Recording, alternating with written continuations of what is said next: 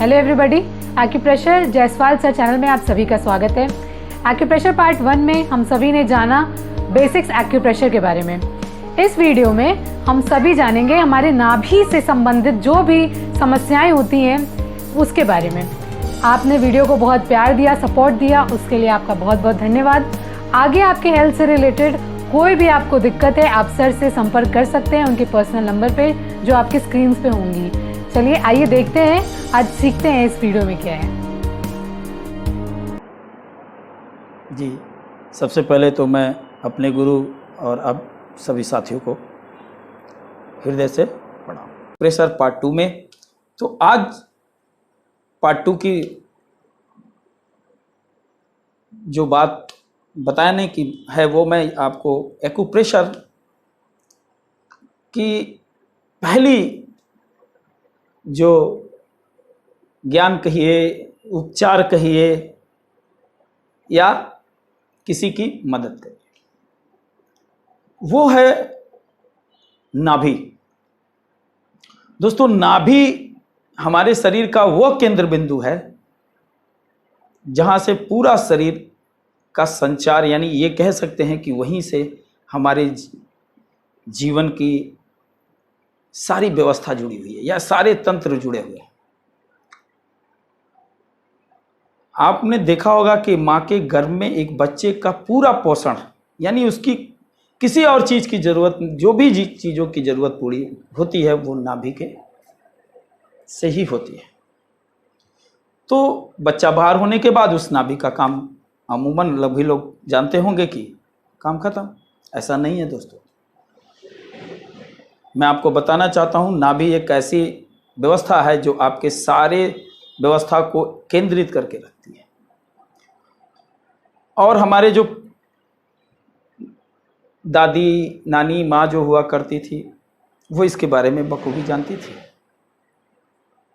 अमूमन लोग ये जानते हैं कि नाभि जब अपनी जगह से खिसक जाती है तो आपको लूज मोशन शुरू हो जाता है या पेट में दर्द शुरू हो जाता है।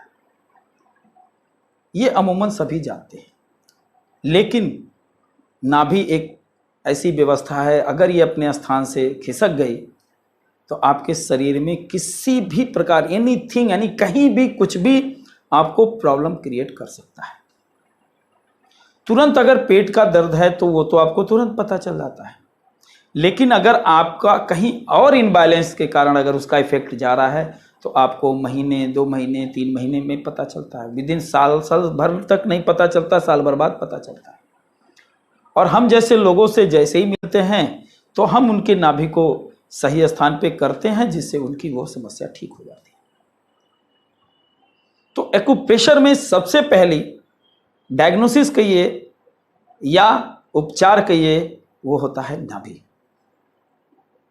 नाभि को आप कैसे समझ पाएंगे, कैसे नाप पाएंगे, कैसे देख पाएंगे और कैसे इनको सेट कर पाएंगे, ये हम आपको बताएंगे और समझाएंगे। नाभि को सबसे पहले हमारे एक्यूप्रेशर में जानने की जरूरत है। जो भी लोग आपके पास किसी भी प्रकार की समस्या लेके आते हैं या बताते हैं तो सबसे पहला आपको इस बात का ख्याल होना चाहिए कि इनकी नाभि अपने स्थान पे है कि नहीं। अचानक से बहुत सी समस्याएं लोगों के शरीर में आ जाती है, अचानक से कहीं भी दर्द उत्पन्न हो जाता है तो सबसे पहला कारण होता है नाभि के अपने स्थान से हट जाना। नाभि एक, आप देखेंगे कि रात्र में जब आप सोते हैं तो आपकी सांस नाभि से चलती है और जैसे ही आप होश में आते हैं आपका सांस आपके चेस्ट से शुरू हो जाता है।